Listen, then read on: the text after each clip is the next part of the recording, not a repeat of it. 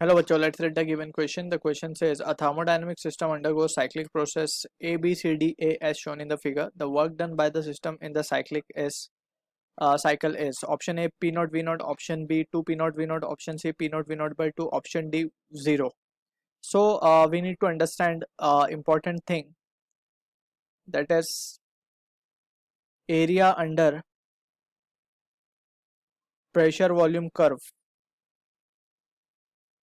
Area under pressure volume curve with volume axis is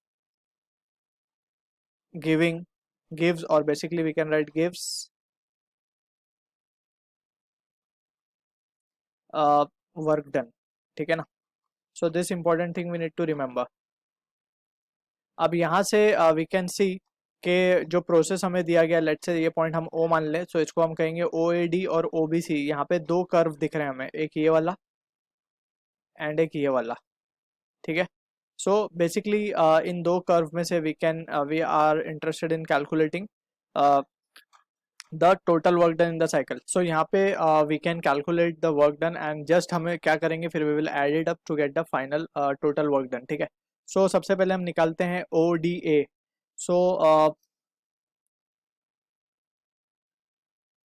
in ODA सो हम लिख देते हैं इसे work done by first, that is can be written as area under it is can be, इसको हम लिख सकते हैं half into base into height. So base तो यहाँ पे ये होगा हमारा, that will be 2V0 minus V0 and that will be V0 into height की अगर बात करें तो 2P0 minus P0 will be P0.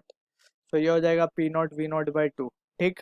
Similarly in triangle OBC,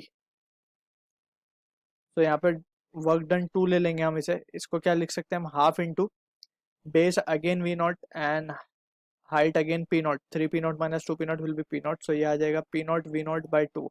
अब हम इस पे केयरफुली अगर एनालाइज करें, सो एक साइक्लिक में था और एक एंटी क्लॉकवाइज था. एक क्लॉकवाइज था बेसिकली, ODA इज क्लॉकवाइज और OBC एंटी क्लॉकवाइज. सो एक को हम नेगेटिव मान लेते हैं, लेट्स से इसको हमने नेगेटिव मान लिया.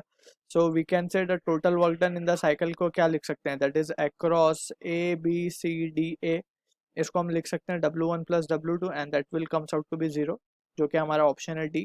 आई hope you understood the solution. All the best.